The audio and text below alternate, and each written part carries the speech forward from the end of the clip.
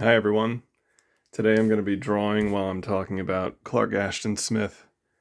Um, I feel like I'd be better suited if I was suited to do this if I had something to occupy me. But this is a page for the Maze Catalogue. This is number 7. It's the Maze of Waves. So it's this environment of coral shaped in a maze, and it's underwater. And right now I'm just trying to get some of this to look right. But as for Clark Ashton Smith, I read this collection recently, The Dark Eidolon and Other Fantasies, and it was exceptional, I would say. I had the thought, which I don't have often, of where was this author my whole life? And it's just my fault for not pushing into things more. But I'm glad I did now, because if I could ever find this fiendishly difficult to find author's work again, I'll be getting more of it. But the collection here is a great collection. You know, it's got enough stuff to really whet my appetite. I would say he was a contemporary of Lovecraft, and they were pen pals.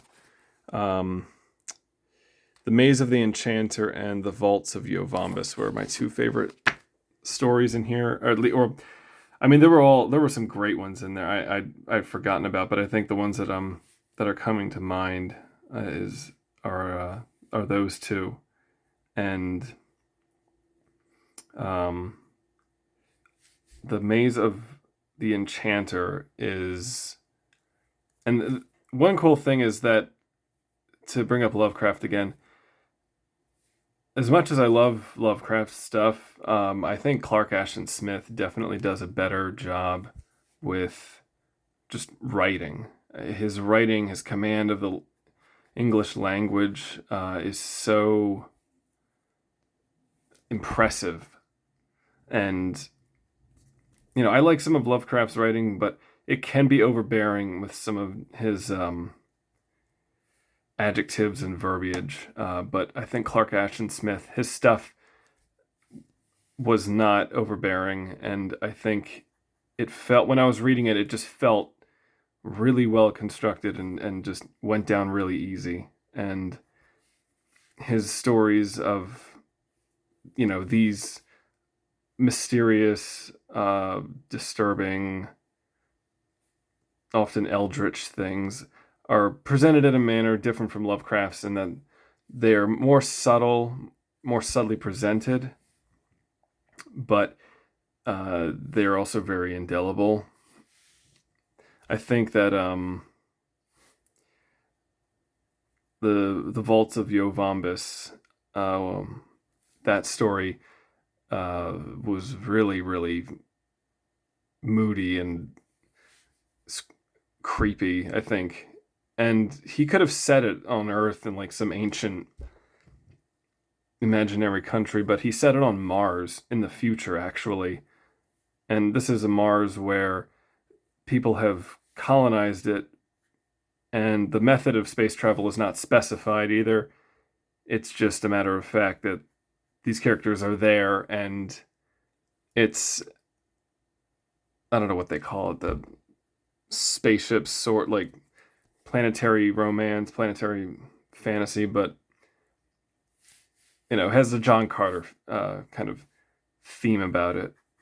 But in this story, there is this temple or structure that's half buried in the sand, and these people go to it, I believe, for some purpose of either, you know, finding treasure in there or something. And while they're in there, they uncover, in a manner similar to At the Mountains of Madness, these pictographs and these glyphs and things telling of something mysterious, and we find that, something mysterious that may have led to the end and the ruin of the previous civilization, and we find that these things are still alive, except in a sort of suspended state, and they become revived by accident with these people going into this temple. The people, and that's one of the creepier things too, is just they see one of these things. I don't want to give it away, but the first encounter with it, you don't really know what you're seeing, and you're trying to figure out what this sort of situation that's going on, or is left over from eons ago, is.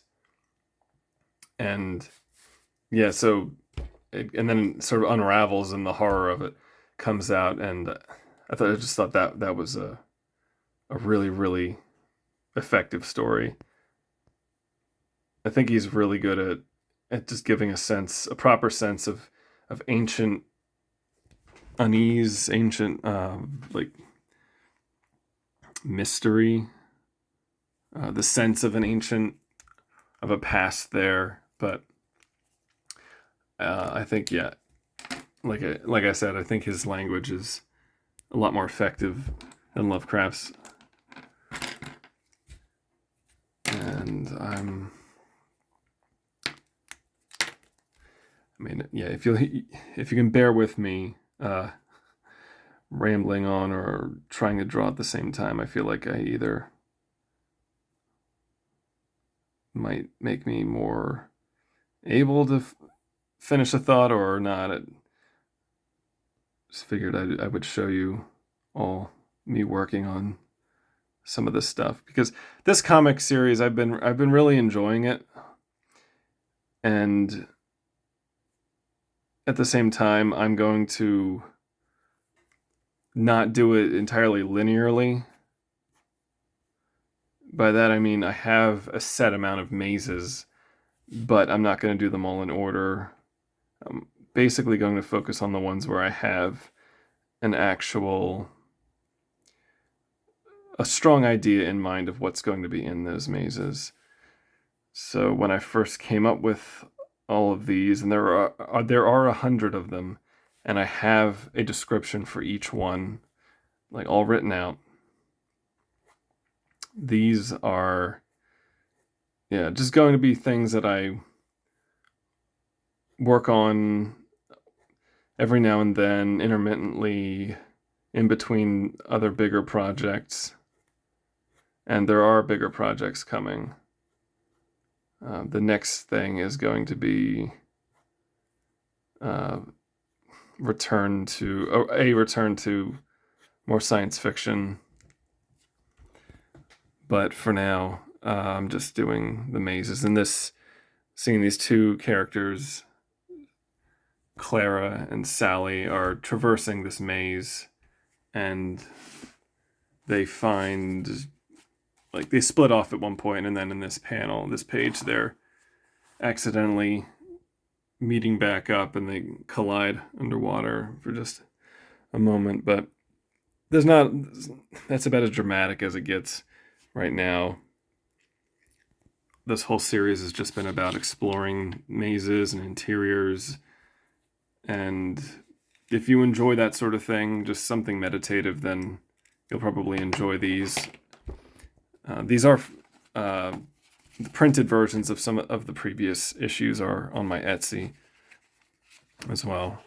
And here are two photos. I don't know where they were taken, but they were in a folder of old childhood stuff. I definitely didn't take them. Probably my mom took them or something, but they were of a coral reef, some coral, and I, just instant reference material right there. And these are what I usually use, the microns, also the Faber-Castell pens, which I think are really good. Sometimes I flip back and forth between them. And these Poscas, especially the extra fine white one, really effective for corrections.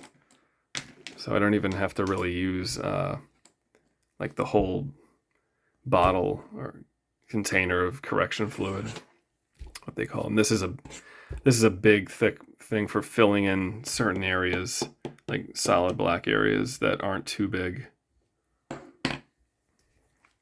So anyway, yeah, the Clark Ashton Smith's his stories are pretty impressive, and I could go on repeating myself, but the other story I really liked a lot was the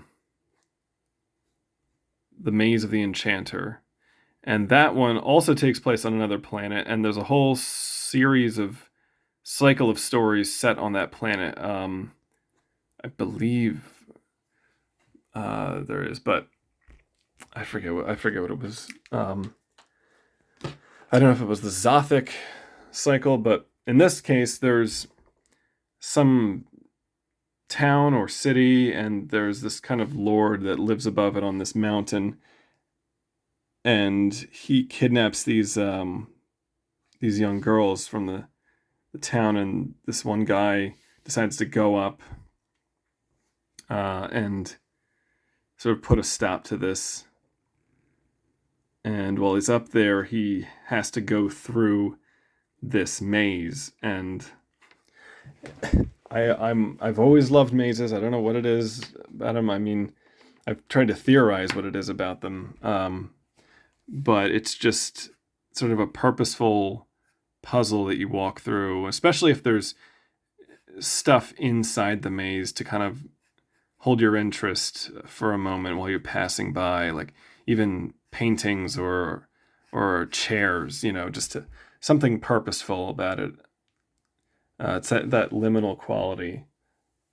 And so whenever I see a story or something called like the maze of this or maze of that, I get kind of excited, but also I know like, yeah, it's probably a metaphorical maze, and I get really disappointed. But in this case, it was a literal maze, and it was really cool. I don't know if I can find the section, because also they don't put the title of the story at the top. There's a paragraph in there just describing how eerie and full of growth and all kinds of weird exotic flora and fauna that this maze was, and then also the it doesn't have a really conventional ending either. The hero sort of almost kind of fails in his quest, except the sort of lord has a sort of a change of heart maybe, but just decides to, like, maybe I'm bored of doing this, but there was this very interesting outcome in there. I wish I could find more Clark Ashton Smith stuff, but a lot of times the collections, like the ones with the nice looking ones, the ones that weren't just like print on demand off of wherever, those ones can be very expensive and rare, especially those old Ballantine adult fantasy series that now, I don't know, I'm lucky if I ever see one in a used bookstore.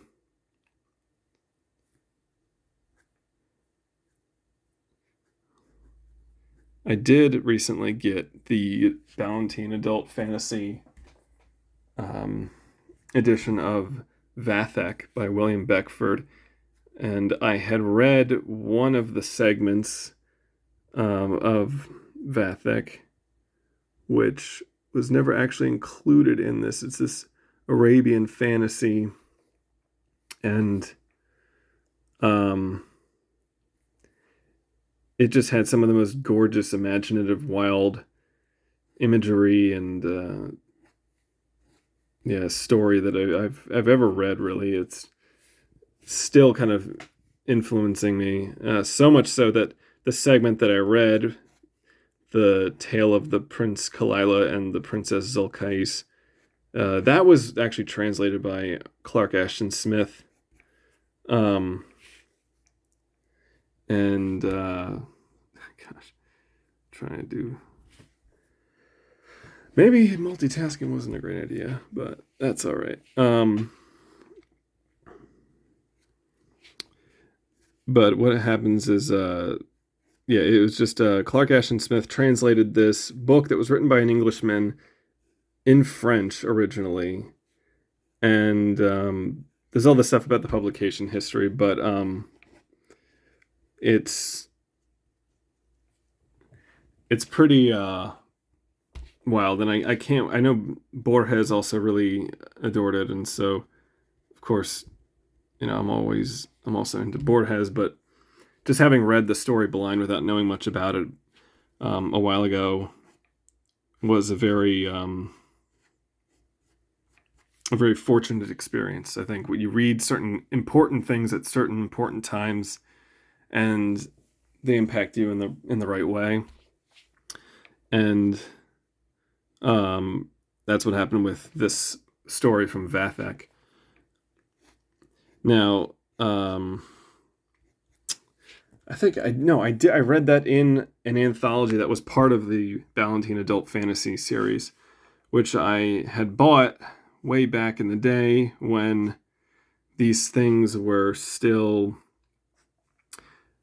not overhyped by BookTube, and you can actually find them pretty easily and for very cheap.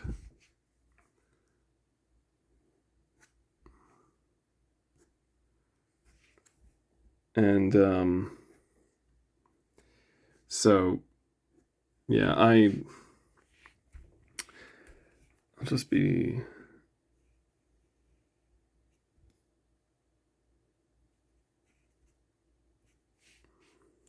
drawing a little more.